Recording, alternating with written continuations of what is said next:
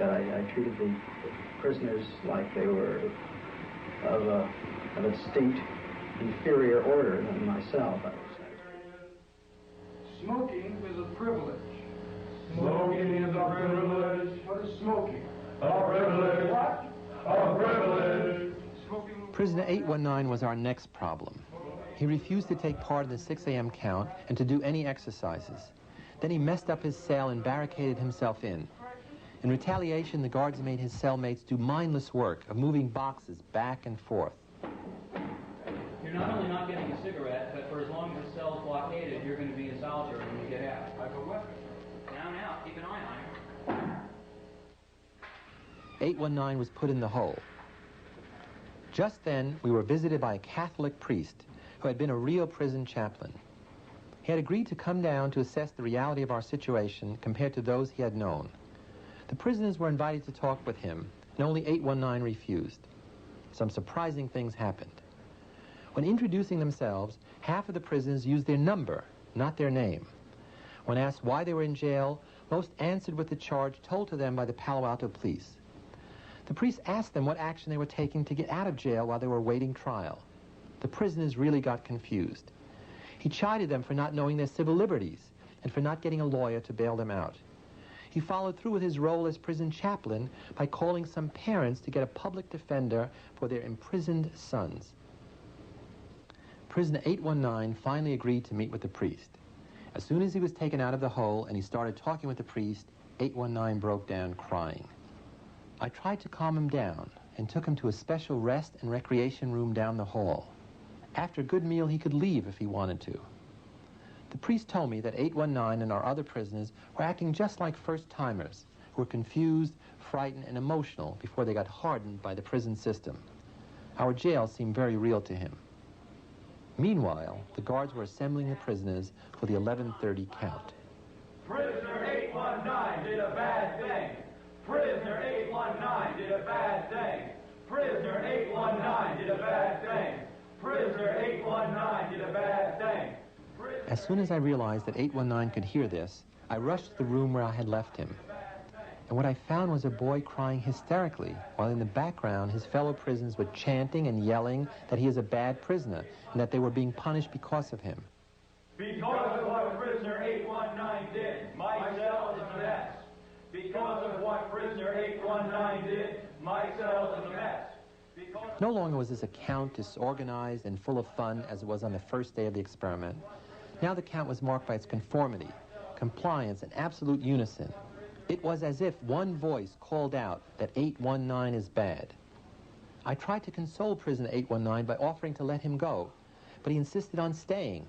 He told me that he couldn't leave knowing that the other prisoners thought he was a bad prisoner. I managed to get through to him by reminding him who he really was, and what this place really was, and who I really was. As that other reality broke through, he agreed to be released from his imprisonment and quit the experiment. To replace prisoner 819, we brought in a new prisoner from the standby list, prisoner 416. Like the others, he was stripped, deloused, and placed in the prison environment.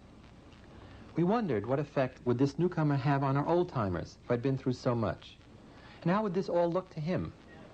The madness of this place, which had evolved gradually for the other prisoners, was for him full-blown upon arrival. If he rebelled against the guard's authority, would the others follow this new leader, or not? Prisoner 416 began his revolt by refusing to eat.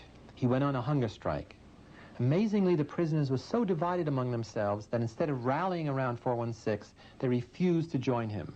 To them, he was just a troublemaker. The guards used this lack of solidarity displayed by the other prisoners to try to break and control prisoner 416. Ironically, they began by making him sing Amazing Grace. 416, while they do push-ups, you sing Amazing Grace. Ready? Down. Amazing Keep going. grace, How push-ups on your own. the sound to save a wretch like me. Keep going. Once I was blind, but now I Once see. I was blind.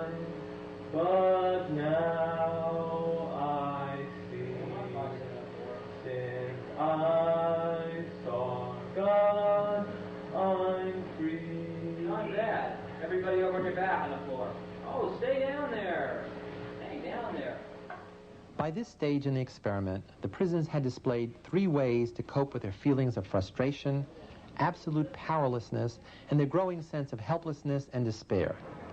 At first, most prisoners fought and rebelled against the guards. By now, 4 of them had reacted passively by breaking down emotionally, forcing us to release them. And still others had reacted by becoming model prisoners.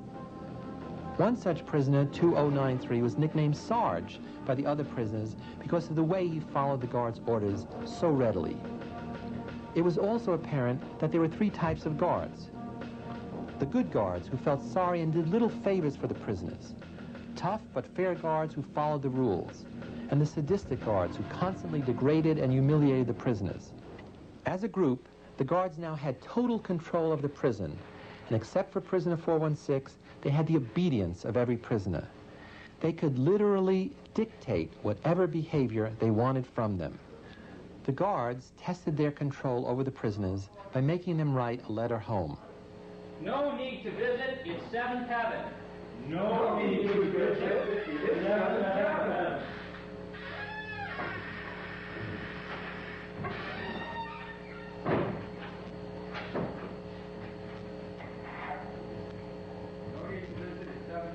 Yours truly. Yours truly. Again. Again. Let's hear yours truly. Yours truly. Your loving son. Your loving son. And put the name there that your mother gave you. At dinner, prisoner 416 refused to eat his sausages left over from lunch. 416 is a prisoner who was extremely dazed at first and upset,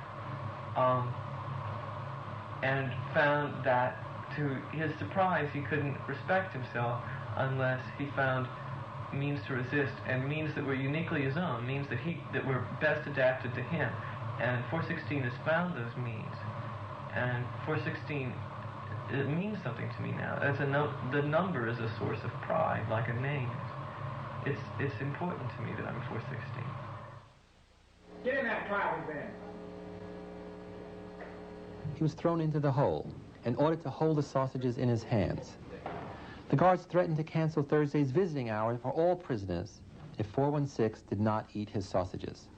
416 refused again.